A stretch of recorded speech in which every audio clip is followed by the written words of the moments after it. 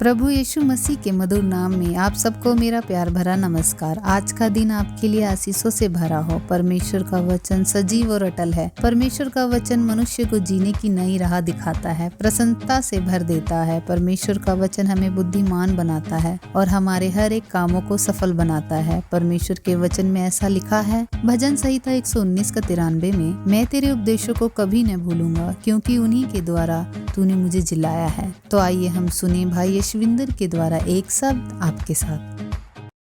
परमेश्वर को महिमा मिले। 2 कुरिन्थियों चैप्टर 12 वर्स 10, दूसरा कुरिन्थियों की पत्री अध्याय 12 उसका 10वां पद। इस कारण मैं मसीह के लिए निर्बलताओं में और निंदाओं में और संकटों में प्रसन्न हूँ, क्योंकि जब मैं निर्बल होता हूँ तभी बलवंत होता हूँ। मनुष्य जीवन में जब हम देखते हैं, कुछ लोग आपसी संबंध में कमज़ोर हैं, कुछ लोग परमेश्वर के साथ अच्छा संबंध रखने में कमज़ोर हैं, कुछ लोग पाप से लड़ने में कमज़ोर हैं, तो कुछ लोग प्रार्थना करने में, वचन पढ़ने में, संगति में बैठने या परमेश्वर की आज्ञाओं का पालन करने में कमज़ोर हैं। उसी समय उनके जीवन में कुछ ऐसे इलाके भी होंगे जिसमें वह मजबूत है, लेकिन उनके जीवन का वह कमज़ोर इलाका वो एक महत्वपूर्ण बात है। मनुष्य हमेशा अपने जीवन की बड़ी ताकतवर बातों को देखते हैं। जो मजबूत इलाका है उस पर वो घमंड करते हैं, उसके बारे में वो चर्चा तक नहीं करते हैं। वो जानते हैं कि उसके जीवन का कमज़ोर इलाका कौन सा है। कोई उसके बारे में जब जिक्र करता है तो अधिकतर लोगों को ये अच्छा नहीं लगता है और वो गुस्सा हो जाते हैं, और कुछ लोग जो हैं उसके ऊपर पर्दा डालना चाहते हैं। अपने जीवन की उन कमजोरियों के बारे में सोचना भी नहीं चाहते हैं, उसका अंगीकार भी नहीं करना चाहते हैं। और मज़े की बात तो ये है कि कुछ लोग ऐसे भी होते हैं कि अपने उस कमज़ोर इलाके को बताकर बड़ा घमंड करते हैं। उन्हें लगता है कि ये मेरे जीवन का बड़ा मजबूत इलाका है, या वे उस पर घमंड करते हैं। इस तरह की अलग अलग बातों को हम देख सकते हैं। लेकिन जहाँ पर भी हम कमज़ोर हैं, उस कमज़ोरी के कारण कोई भी अच्छी बात हमारे जीवन में नहीं हो रहा है। कि इनके कारण हो सकता है प्रभु यीशु मसीह के साथ हमारा संबंध अच्छा नहीं चल रहा होगा, और लोगों के साथ हमारा संबंध अच्छा नहीं चल रहा होगा, या अपने घर के भीतर अपने परिवार के लोगों के साथ अपना संबंध अच्छा नहीं चल रहा होगा। लेकिन हम इसे नज़रअंदाज कर देते हैं और इसका परिणाम बहुत दुख भरा होता है, और वहाँ पर हम पराजित हो जाते हैं। और जीवन का लक्ष्य जो परमेश्वर ने हमारे जीवनों में रखा है, उस लक्ष्य से हम वंचित हो जाते हैं। परमेश्वर ने हमें एक महान उद्देश्य से रचा है।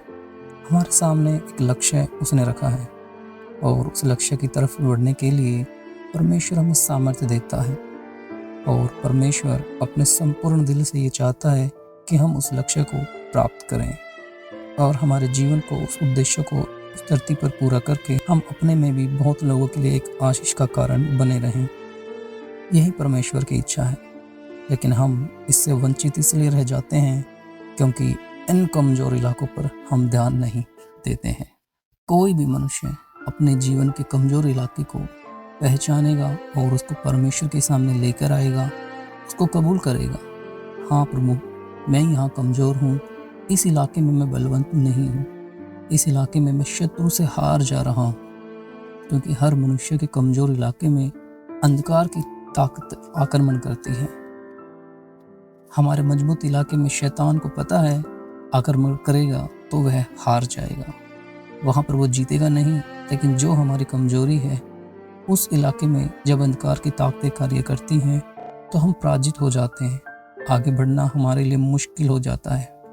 मेरे प्रियो, यदि हम उस बात को पहचाने कि मेरे जीवन का वो कमज़ोर इलाका कौन सा है, और उसको परमेश्वर के सामने हम लेकर आएं और कबूल करें, परमेश्वर से कहें, हाँ प्रभु, मैं इस इलाके में कमज़ोर हूँ, परमेश्वर का सामर्थ्य वहाँ पर उतरते हुए हम पाएंगे और उसमें जयवंत होने के लिए वो कारण बनेंगे।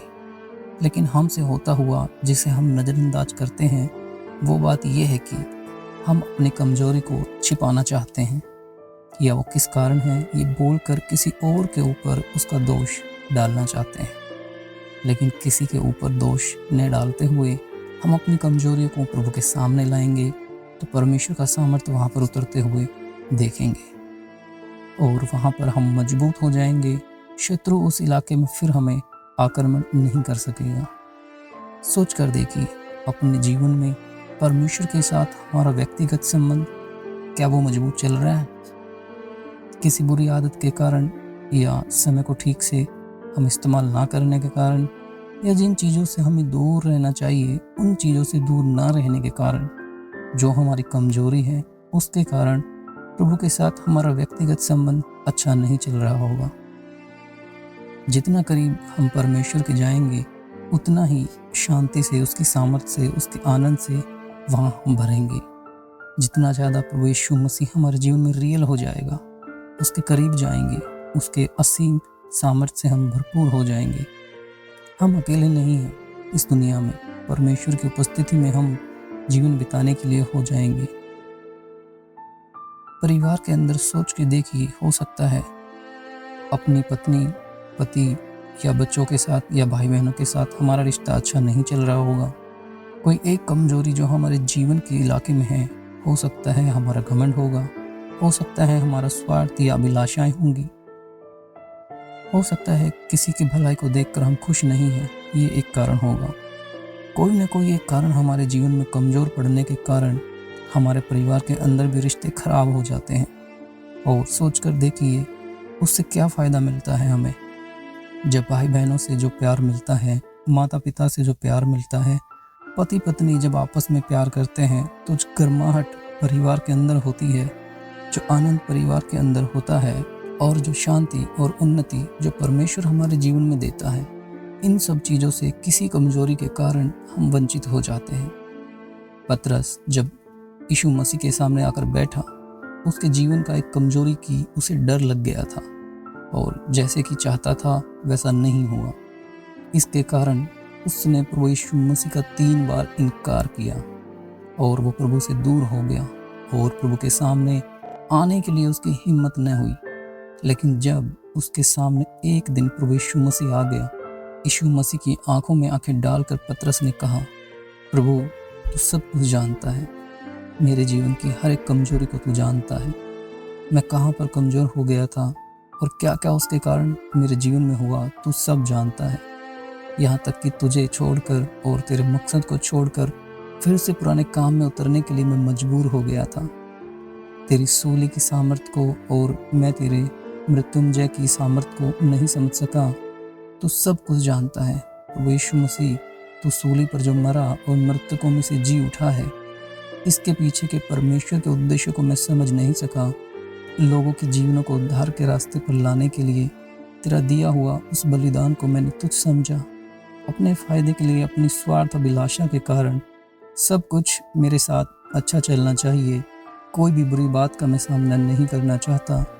इस स्वार्थ अभिलाषा के कारण मैंने तुझे त्यागा, तुझे इनकार किया और तू सब कुछ जानता है। उसी समय मेरे हृदय में तेरे लिए प्रेम है। यीशु मसीह ने अपने सामर्थ्य से उसको भर दिया। वो कमजोरी पतरस के जीवन में नहीं रहा, बल्कि जिस कार्य के लिए परमेश्वर ने उसे रचा था, बुलाया था, ठहराया था, उस कार्य में वो सफल हो गया। मेरे प्रियो, हमारे जीवन में हो सकता है प्रभु से हम बहुत प्यार करते होंगे, विश्वास करते होंगे। प्रभु यीशु मसीह के नाम लेने से हमने अपने जीवन में बहुत कुछ प्राप्त करते होंगे, लेकिन उसी समय कुछ ऐसा कमजोर इलाका हमारे जीवन में जो हमें परमेश्वर में सचमुच में जो आनंद है, जो उद्धार है, उससे वंचित रखते हैं। तो आज वो दिन है, हम वापस आएं और प्रभु से कहें, तू सब कुछ जानता है, मेरे दिल में क्या बीतता है उसके बारे में तू जानता है। इसके लिए परमेश्वर मदद करे। प्रभु यीशु मसीह आपको आशीष दे। अपनी आंखों को बंद करें, हम प्रार्थना करते हैं। हे स्वर्गीय पिता परमेश्वर, हम आपका दिल की गहराइयों से धन्यवाद करते हैं। पिता, आप सब जानते हैं कि हम अपने जीवन के किस इलाके में कमज़ोर हैं। कृपया आप हमें अपनी सामर्थ्य प्रदान करें ताकि हम अपनी कमजोरियों पर विजय प्राप्त करके उस उद्देश्य को पूरा करें जिसके लिए आपने हमें रचा है।